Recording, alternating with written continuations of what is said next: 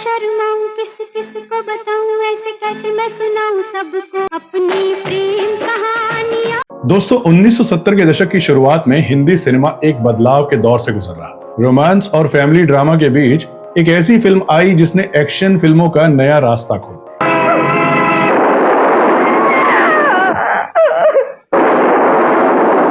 Film थी मेरा गांव मेरा देश और इसके निर्देशक थे राज खोसला जी। आज की इस वीडियो में हम आपको बताएंगे इस फिल्म की कहानी, इसके दिलचस्प किस्से और वो हैरान कर देने वाली बात कि कैसे इस फिल्म ने बाद में बनी महान फिल्म शोले को भी प्रभावित किया। निर्देशक राज खोसला उस समय तक हिंदी सिनेमा में सस्पेंस और थ्रिलर फिल्मों के लिए मशहूर। उन्होंने वो कौन थी और मेरा साया जैसी सफल फिल्में बनाई थी। लग जा गले के फिर हंसी रात हो न हो,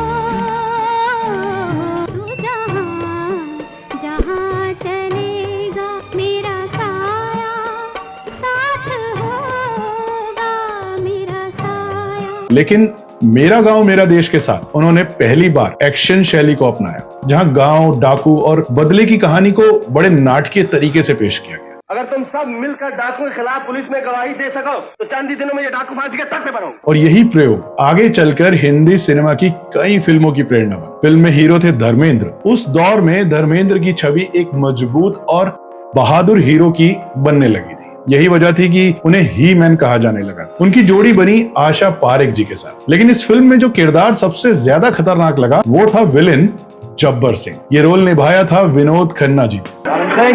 बच्चे को अलग करो। इस बच्चे का क्या कुछ है? ये उस वंश में पैदा हुआ है जिसने जब्बर सिंह से दुश्मनी मोल ली। ये उनके करियर के शुरुआती यादगार विलेन रोल्स में से एक था। फिल्म में एक और किरदार था वैम्प लक्ष्मी छाया। उनका मशहूर गाना मार दिया जाए के छोड़ दिया जाए, मार दिया जाए छोड़ दिया जाए, बोल तेरे साथ क्या किया जाए। ये गाना आज भी याद किया जाता है। इस गाने की लोकप्रियता इतनी ज्यादा हुई कि कई लोगों को लगा कि फिल्म की हीरोइन से ज्यादा चर्चा इस गाने की हो रही है। लक्ष्मी छाया ने अपने अंदाज और डांस से दर्शकों पर गहरी छाप छोड़ी। फिल्म का संगीत दिया था मशहूर जोड़ी लक्ष्मीकांत प्यारेलाल जी ने और गीत लिखे थे आनंद बख्शी साहब। इस फिल्म के लगभग सभी गाने उस दौर में बेहद लोकप्रिय हुए।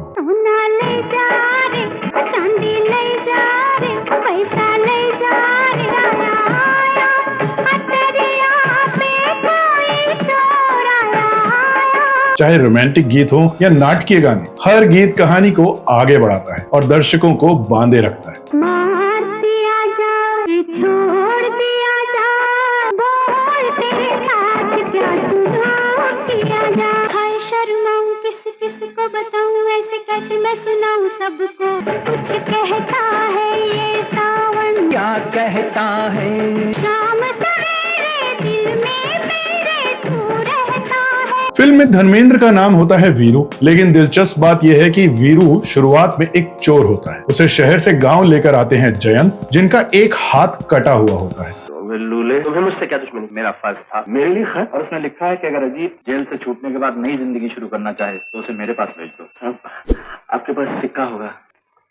हाँ साहब मैं जाऊंगा। गांव डाकुओं के आतंक से परेशान है और गांव वालों को बचाने की जिम्मेदारी वीरू को दी जाती है। यहीं से शुरू होती है फिल्म की असली कहानी, एक चोर का धीरे धीरे गांव का रक्षक बन जाना। आज से ये गांव मेरा भी है और मैं तुम सबके सामने कसम खाकर कहता हूँ, अगर डाकू ने दोबारा इस गांव में कदम रखा तो मैं उनका सामना करूंगा। अब दोस्तों यहीं से शुरू होती है सबसे दिलचस्प बात। अगर आप ध्यान दें तो इस फिल्म और शोले के बीच कई हैरान कर देने वाली समानताएं दिखाई देती है। मेरा गांव मेरा देश में जयंत का एक हाथ कटा हुआ है, जबकि शोले में संजीव कुमार के दोनों हाथ कटे हुए होते हैं। दोनों फिल्मों में सिक्के का खेल देखने को मिलता है और सबसे बड़ी समानता, यहाँ विलेन का नाम जब्बर सिंह था और शोले में वही नाम बदलकर गब्बर सिंह हो गया। इसी वजह से कई लोग मानते हैं कि सलीम खान और जावेद अख्तर ने शोले लिखते समय इस फिल्म से प्रेरणा ली थी। तो दोस्तों मेरा गांव मेरा देश सिर्फ एक सफल फिल्म नहीं थी, ये वो फिल्म थी जिसने हिंदी सिनेमा में एक्शन और डाकू ड्रामा फिल्मों की नई परंपरा शुरू की और शायद अनजाने में ही इसने बाद में बनने वाली महान फिल्म शोले को भी प्रेरित किया। दोस्तों यही है मेरा गांव मेरा देश की असली कहानी, एक ऐसी फिल्म जिसने हिंदी सिनेमा को नया रंग दिया और दर्शकों को एक्शन का नया